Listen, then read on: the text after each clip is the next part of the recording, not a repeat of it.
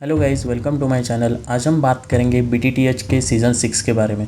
शाओयान ने काफ़ी मुश्किलों को सहते हुए ग्रीन लोटस फ्लेम फायर को तैयार कर दिया था और तैयार करने के बाद वो उसे लिन यान के ऊपर छोड़ देता है। यान शाओ इसे पूरी पावर के साथ रोकने की कोशिश करता है और साथ में अपनी शक्तियों से तूफान को ले आता है। उस तूफान से ग्रीन लोटस फ्लेम को अपने पास आने से रोकता है, पर तूफान की शक्तियों को वो नहीं रोक पाता है और उसी बीच ग्रीन लोटस फ्लेम यॉनशाओ को जा लगता है और एक बड़ा धमाका होता है और उसका असर पूरे आसमान में होता है। इसे कई तुरंत अपने साथियों को वहाँ से निकालने को कहते। सब अपने कवर खोजने लगते। जो लोग कवर नहीं खोज पाते वो बाप से गर्मी से वही मर जाते। यॉनशाओ के डेसिबल भी भागते और जो नहीं भाग पाते वो मारे जाते।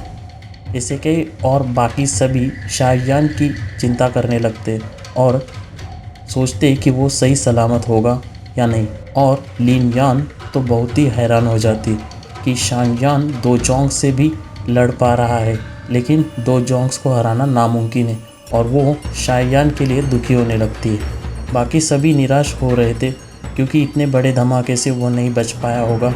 इतनी खतरनाक पावर आसमान से क्रिएट हो चुकी होती है कि सब सोच में पड़ जाते शाओयान जिंदा होगा या नहीं, और इतनी कम एज में इतनी पावर कोई कैसे क्रिएट कर सकता है, ये भी सब सोच रहे थे।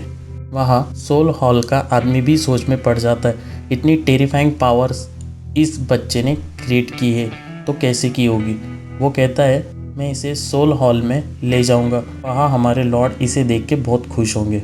बट इसे क्या कहता है, इसे पकड़ना इतना आसान मत समझना, ये तुम्हारे बस की बात नहीं है। उस ब्लास्ट में से शाओयान और यॉनशाओ गिरते हुए बाहर आते और शाओयान अपनी विंग्स ओपन करके उड़ने लगता है। उसे देख के सब हैरान हो जाते। उसके दोस्त भी उसे देख के काफ़ी खुश होते।